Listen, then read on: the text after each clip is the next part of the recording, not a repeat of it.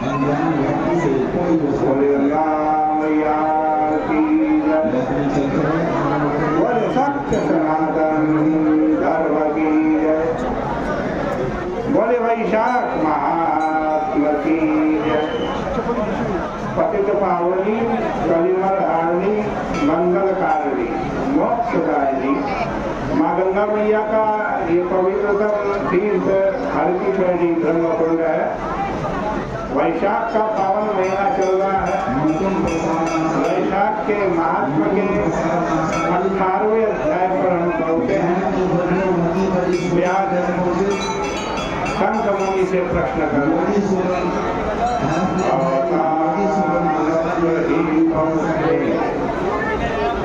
मुने पापो की दुष्टधि दयालवो महान्तो हि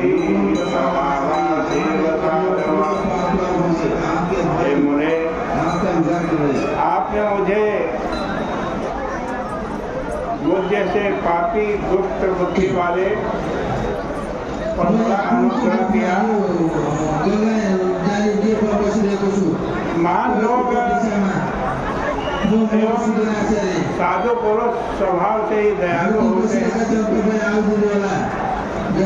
कहाँ मैं व्याध वंश में उत्पन्न हुआ, कहाँ ऐसी बुद्धि। मैं तो इसमें केवल आपका अनुग्रह ही सर्वश्रेष्ठ मानता हूँ। हे मानव, मैं को सम्मान देने वाले, मैं कृपा पात्र हूँ, आपका शिष्य हूँ। मुझे आज्ञा दीजिए, मैं अनुग्रह योग्य हूँ, तुम्हारे पुत्र जैसा हूँ। हे दया के सागर, कृपा कीजिए, ऐसी कृपा कीजिए कि मेरी बुद्धि फिर दोबारा असाध्वी अनर्थकारी न हो। सज्जनों की संगति कहीं कभी भी पुनः दुख भोगने वाली व दुख भोगाने वाली नहीं होती। अतः हे ब्राह्मण देवता, पापों को नाश करने वाली उन वचनों का मुझे फिर से कहिए। वैशाख के धर्म का मैंने बड़ा आश्चर्य देख ही लिया है। जिस प्रकार गंगा स्वभाव का मनुष्यों के पापों का नाश करने वाली है, उसी प्रकार इसमें संदेह नहीं, मूढ़ों एवं मंद भाग्यों का उद्धार करना साधुओं का स्वभाव है। याद की इस प्रकार की बातें सुनकर के शंख मुनि बड़े आश्चर्यचकित हो गए और धन्य धन्य कहकर उन्होंने फिर वैशाख के धर्मों को कहना प्रारंभ किया। हे व्याध, यदि तुम कल्याण चाहते हो तो संसार रूपी समुद्र से मुक्त करने वाले भगवान विष्णु के प्रीतिकारी दिव्य वैशाख धर्मों को करो। भयंकर घाम कष्ट दे रहा है, यहाँ न छाया है न पानी है। अतः हम दोनों दूसरे स्थान पर चले जहाँ छाया हो। वहाँ जाकर पानी पीकर अच्छी छाया में बैठकर मैं तुम्हारे लिए पाप नाश करने वाले विष्णु भगवान के प्रिय वैशाख महात्मा का वर्णन अपने देखे और सुने अनुसार करूँगा। ऐसा उस मुनि ने कहा। तब व्याध ने हाथ जोड़ करके कहा, हे भगवान, यहाँ से कुछ ही दूर तालाब है जिसमें स्वच्छ जल है। फलों के भार से झुके हुए कई प्रकार के वृक्ष हैं। ऐसा कहकर व्यास उनको एक बड़े सुंदर सरोवर के तट पर ले गया। आज कहते हैं दोपहर के समय संत मुनि ने उसमें स्नान किया।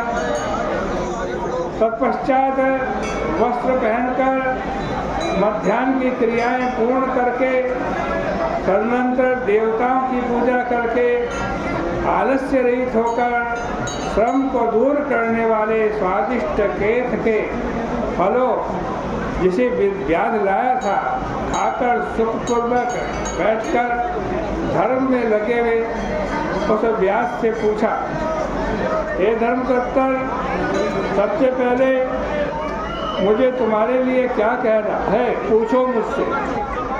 भिन्न भिन्न प्रकार के अनेकानेक मार्ग वाले बहुतेरे रास्ते हैं। तुम्हारे लिए पहले कहे गए वैशाख के धर्म बड़े सूक्ष्म हैं, बड़े छोटे छोटे वैशाख के धर्म हैं, लेकिन बड़े बड़े फल देने वाले। सभी प्राणियों के इहलौकिक और पारलौकिक फलों को देने वाले। जो कुछ पूछने योग्य हो तुम पूछो। इस प्रकार मुनि ने जब व्यास से कहा तब व्यास ने हाथ जोड़कर के कहा, हे महामुने, किस कर्म के कारण मेरा अंधकारमय व्याध का जन्म हुआ? क्यों ऐसी दुष्ट बुद्धि हुई? फिर आप जैसे महात्मा की संगति कौन से पुण्य से हुई? यदि आप मुझे अपना शिष्य मानते हो तो बतलाइए। ऐसा कहने पर प्रसन्न होकर कुछ मुस्कुराते हुए संत मुनि ने कहा, हे व्याध, शाकल नगर में पूर्व जन्म में तुम वेद पारंगत ब्राह्मण, तुम्हारा नाम स्तंभ था। तुम बड़े ही तेजस्वी तथा श्रीवत्स गोत्र में उत्पन्न हुए, लेकिन तुम्हारा प्रेम किसी वेश्या से हो गया। उसके संग के दोष से अपनी सभी नित्य क्रियाएं भगवत भक्ति छोड़कर तुम मूर्ख हो गए। आचार विचार से शून्य होकर सभी क्रियाओं को छोड़कर तुम दुष्ट उस शूद्र की भांति रहने लगे। और उस समय तुम्हारी जो सुंदरी पतिव्रता स्त्री थी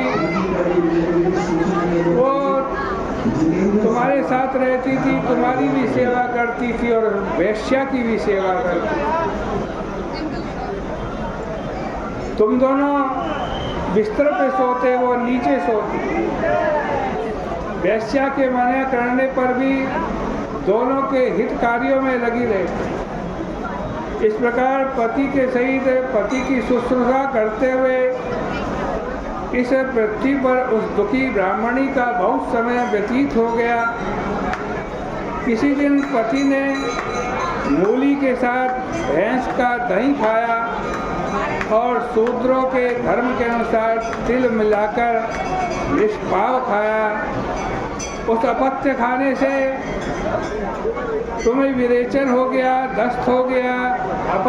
अपत्य सेवन करने से बड़ा भयंकर भगंदर नाम का रोग हो गया।